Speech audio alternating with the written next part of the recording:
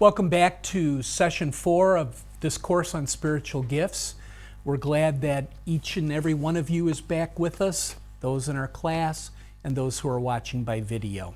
In the last session, I talked a little bit about God's way to know our spiritual gifts. I mentioned that taking a spiritual gifts test or inventory probably isn't the best way. It can be helpful, especially for you to understand your abilities, but often it says what you do well and not what others or what God does through you. And then I talked about what is God's way. Very simple. Revelation. He reveals it in His time and in His way. So how do you know? Get in there and serve. Try doing some things. And once you have tried a variety of things, along the way, ask people, what have you seen happen in my life? Listen to what people say to you. And then we talked about, most importantly, ask God. That God will tell you if you just take the time and in faith ask Him and listen to His answer. Well, in this session, we're going to tie in spiritual gifts with calling. That was the beginning of our session, session 1. And spiritual gifts, just by itself, will not have impact. Spiritual gifts have to be tied to something, as you'll see in this session. You may remember the movie The Wizard of Oz. One of my favorite movies as a child.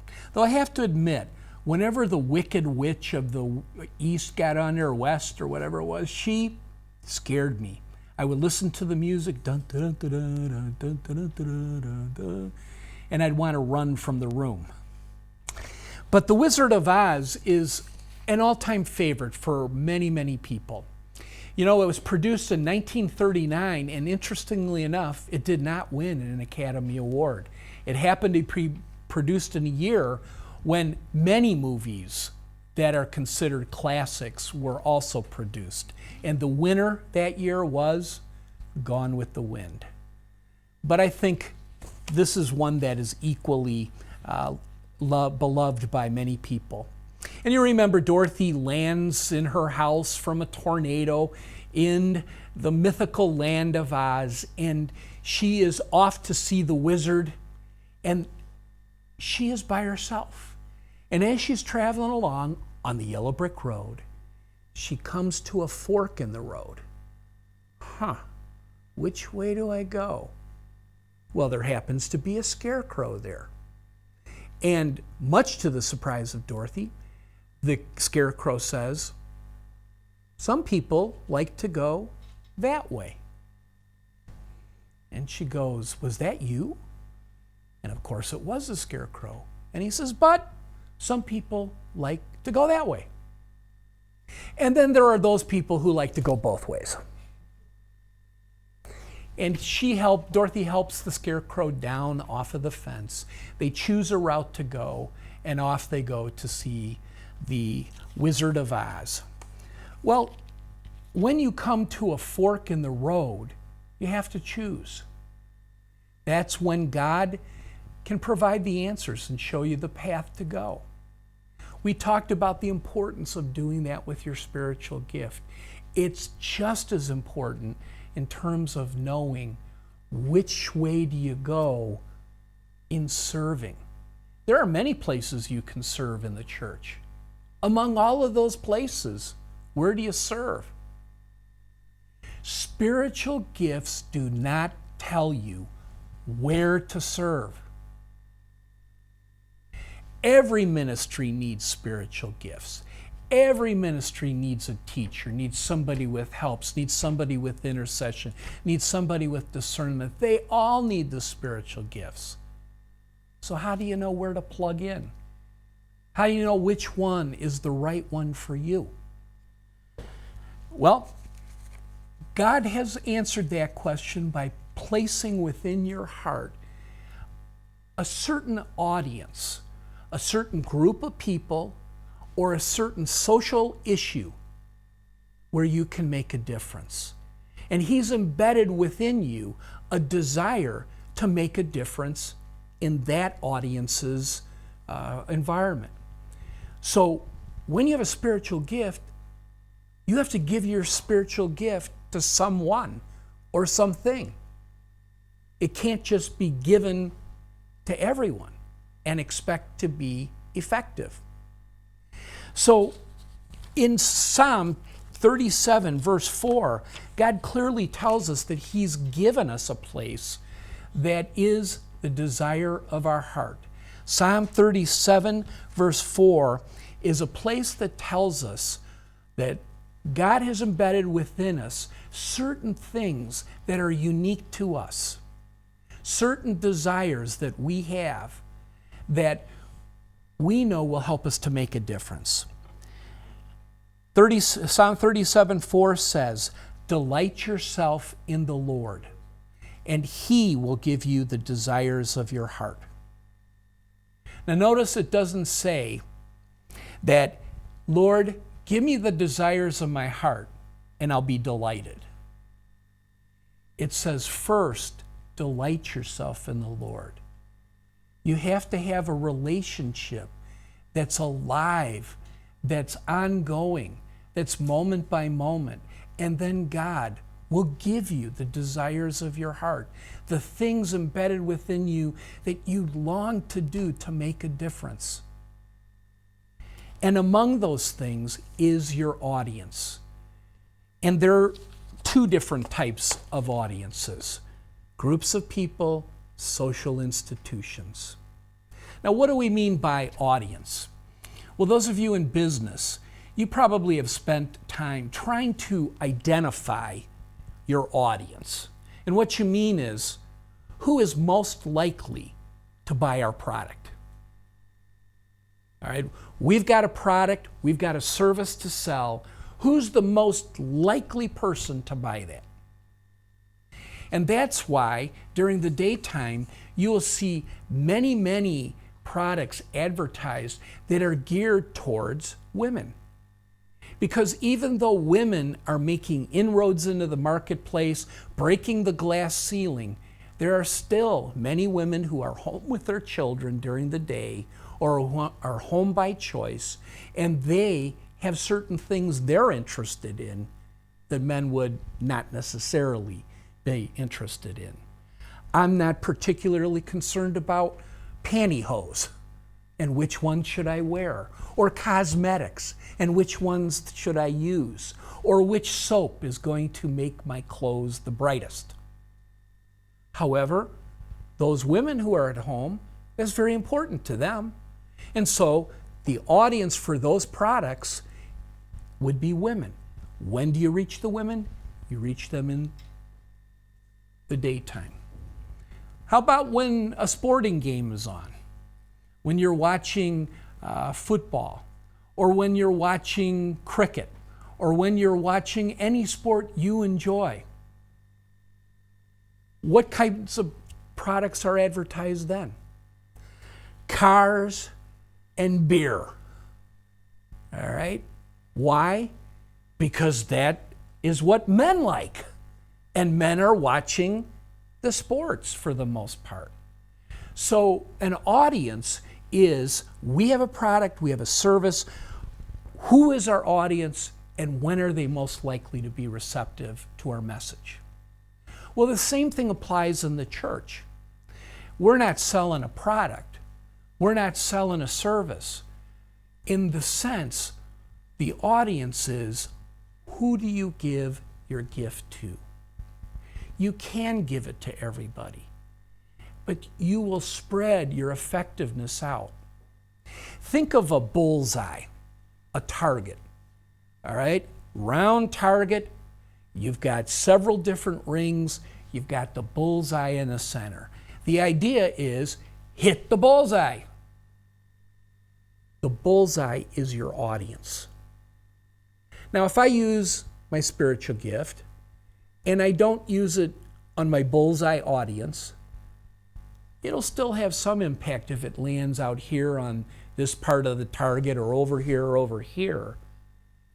But I want it to hit the bullseye because that's where it'll be most effective. So it's a matter of identifying your bullseye. Well, one group that is related to your bullseye happens to be groups of people. So as I share this with you, think about how God has used you. Where has He drawn your heart like a magnet towards a group of people? That when you're with this group of people, you come alive. You enjoy being with them. You want to spend time with them. You hope to have some impact in their lives. All of us have some group that kind of lines up with that. One would be people of a certain age. There are some people who love working with children. Children make them come alive. There's something about kids.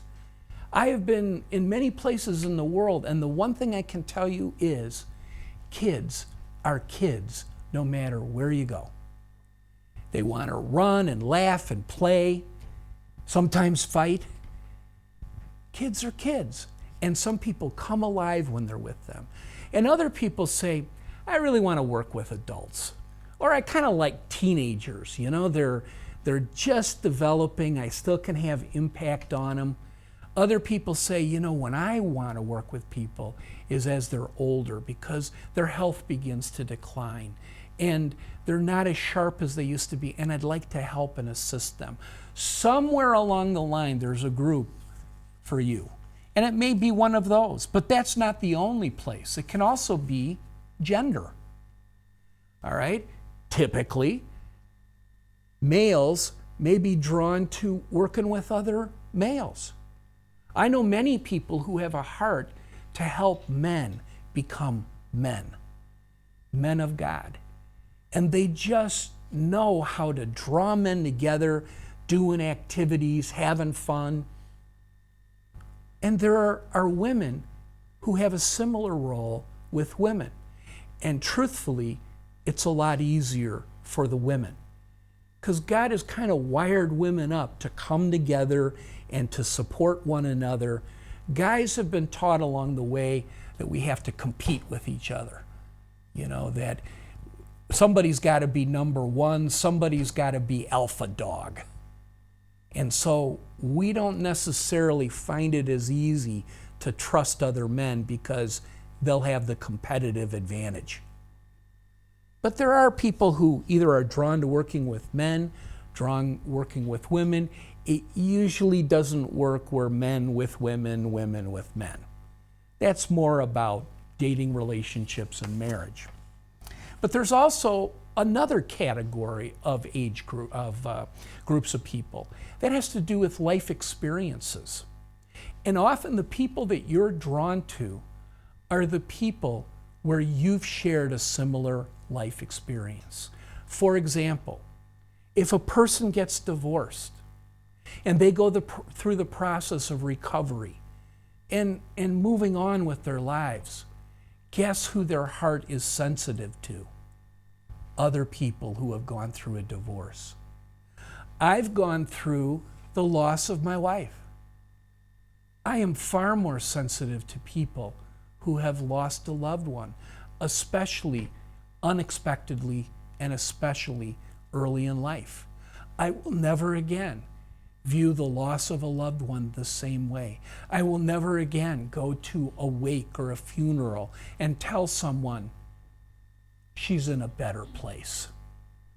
God must have needed her. You'll see her again. You know what? I learned I don't want to hear that.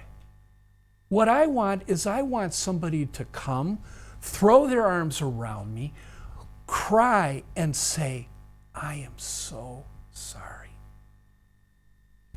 How do I know that? I've learned it through my experience. And guess what I do when I go to see people who have lost a loved one? I'm so sorry. It's often through your pain that you find the audience that you want to work with. And you can pick anything. It could be an addiction that you've gone through, alcoholism, and you're a recovering alcoholic, and now you want to help other recovering alcoholics to overcome this particular disease. It may be you've adopted a child because you couldn't have a child on your own. And now you want to help other people go through that same experience and find the joy that you have found and deal with the pain you experienced on not being able to have a child naturally. It's often through the hard times that we find the most fulfilling times later on. There's also the groups of people you may be drawn to based on marital status. I want to work with couples. I want to work with singles. I want to work with divorced. I want to work with widowed. And there's also the group based on where they are spiritually. I'm not a Christian, and I want to bring them to Christ. I'm a new Christian, and I want them to grow in their faith. I'm a maturing Christian struggling with being consistent in my walk. Or I'm a mature Christian who walks with Jesus regularly and who wants other people to know Christ as He's allowed me to know Him. So think of a group that you might be drawn to. Somewhere along the line, there is a group you enjoy being with, a group that you want to make a difference with. The Bible has several examples of this. In the Old Testament, and I'm just going to give you a few, in the Old Testament, think of Jonah. Now, Jonah wasn't particularly drawn to these people, but God gave him a direction to go and speak to the people of Nineveh. So the Ninevites benefited from the message that God gave him. And in the New Testament, of course, there's Paul. Paul felt drawn to the Gentiles. Peter felt drawn to the Jewish, people of Jewish faith. Or in our modern times, think of Billy Graham. He's drawn to those who don't know Christ, and he's preached to millions of people around the world. One of the most remarkable Christian men in history. He's been alive and in ministry for some 70 years, and he has never had a scandal in his life that would deter his witness for Christ. Remarkable. And think of Mother Teresa, now with the Lord, but her desire was to help those who were poor and the homeless and those who are hurting in Calcutta, in India. So even in the Bible, even in modern times, you can pick out people who had a heart for someone else and chose to give their gift to them to help them. Mother Teresa with compassion, Paul with evangelism and teaching, Jonah with the proclamation of a message through prophecy. They gave what they had to other people, what God had given them. So groups of people are often where you find an audience to give your gift to, but it's not the only one. The other one deals with social institutions, social issues. And I'm just going to read a list of the possible institutions, and then I'm going to pick a couple to explain. There's too many for me to go over individually. But some people might have a heart to impact business and the people who work in business. Or you may have a heart to impact the church. And I don't mean your church. I mean the church, universal. All those who are Christians. It may be that it has to do with government, and you want to impact your government. Or the rule of law and justice. It may be the institution of marriage and parenting. It might be the media in its various forms. It might be the military or schools, something near and dear to my heart. Or it might be relief from misery. And I'm just going to pick a few out. Let's talk about business. If you work in business, perhaps you have a passion to help people develop their leadership. Because in business, leaders help the business grow. Or it may be that as a Christian, you have a desire to bring people into relationships with other Christians who are in business. And so you help those people form small groups. If you're in the church, it might be that you have a desire for church outreach, or that you have a desire for music that glorifies God. And there is nothing like music to really stir the heart towards worship. A friend of mine told me that there are filters we have on our mind for the spoken word. We are so used to people inundating us with words that we are very good at listening without really listening, nodding our heads at appropriate times, laughing when everybody else is laughing, but we're thinking of all the things we have to do later on because we have filters. But she told me there are two things we have no filters for. They go right through the head, right to the heart. One is music and one is drama. Those two things will touch people's hearts like nothing else. And so you may have a heart to use music to touch people's lives. Or with marriage enrichment. Maybe you have a great marriage and you want to keep it a great marriage, and you want to help other people have a great marriage. Or maybe you're struggling with parenting your children and you desperately need some skills in being a good mom or being a good dad. And you need to develop a program where moms and dads can come together and support one another. And the thing that happens is when you get in a group like that, you realize, I'm not alone. Other moms and dads are struggling with raising their kids. And maybe we can struggle together. And maybe we can learn some skills that will help our kids grow healthy and strong and walk with the Lord. The last example would be social relief. You know, there are all kinds of opportunities for this. A hurricane hits, a typhoon hits, a famine strikes, there's all sorts of natural disasters that take place, and people are in misery. You may have a heart to help groups like Compassion International, Doctors Without Borders, groups that are able to go in and assist those who are struggling in very desperate situations.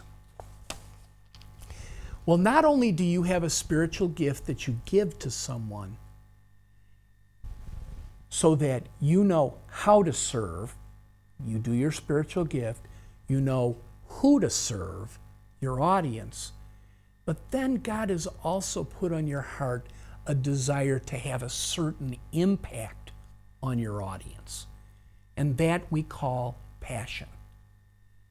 Gift, audience, passion. I have a gift, I give it to my audience, it has this effect on them. And that is a calling. When you have a gift, you give it to an audience, it has this impact. That is why God has put you here. I said 80% was spiritual gift. I would say 10% is the audience. And the other 10% is the passion, the impact you have on them. We strive to serve the contemporary Christian community with a variety of Christian educational and evangelistic resources. To see TVS Seminary's database, please visit tvsseminary.com. I will explain a little bit about my own. My gift, as I've told you, is teaching. And as I've looked at the opportunities God has given me and the groups that I'm drawn to, it consistently is Christian adults. I've worked with children. I like children, but I don't feel drawn to working with children full time. I've tried working in ministries that deal with building relationships among men. I liked it, but it didn't really energize me. But when I work with Christian adults and I teach Christian adults, there's something that happens. And what do I want to have happen? What would be the impact? That they would know their unique purpose in life. That's what God has put me here on earth to do. That's why I take up space on earth. That's why I breathe the air. And that's why God has allowed me to work with you, because that is my calling. So as you look at your life, not only look at what is my spiritual gift, what is the audience, but what is the passion that I have? How did I come to know that this was mine? I got alone with God for a half day at the suggestion of a friend. And he told me, go spend time alone with God and go with a question. And when you have that question, think of a part of Scripture that might have to do with that question. Spend time reading the passage over and over again, taking notes, praying through it, asking God to show you. So I got alone in a state park. It happened to be a day where it was pouring rain, which was good because nobody else was there. I sat under a sheltered picnic table and I asked God this question: why am I here on earth? You know, just a small question for God to answer. Why am I here on earth? Well, at the suggestion of my friend, I took the upper room discourse where Jesus is with his disciples for the last time. It goes from John 13 to John 17. And I'm reading and I'm studying and I'm praying and I'm singing and I'm worshiping and I'm walking, you know, to just enjoy creation. And nothing's coming. And right at the end of the day, God leads me to a verse, John 17:4. And I'm just reading along. I'm not expecting anything to happen. It's just like, okay, I'm here. This is the end of it. I've gone through this about 3-4 times already. And as I get to John 17:4, I felt the hair on the back of my neck, which I do have, by the way, not just hair up here.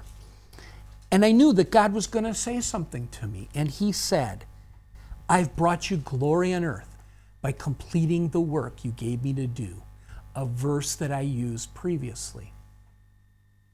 And suddenly I realized Jesus had work to do. Only Jesus could do it. And when Jesus did it, God received glory. And I went, that's it. I'm supposed to teach people to do their unique work that only they can do so God receives glory. And it was like the sky parted, my eyes opened, and I recognized this is what God had prepared me to do. I have a gift of teaching. I love to teach adults, and I am to show them that just like Jesus, you have work to do. Only you can do it. And when you do it, God receives the glory, and you will hear, well done. So how does all of that become effective? How does it actually take place? Well, that has to do with our next session on the Holy Spirit.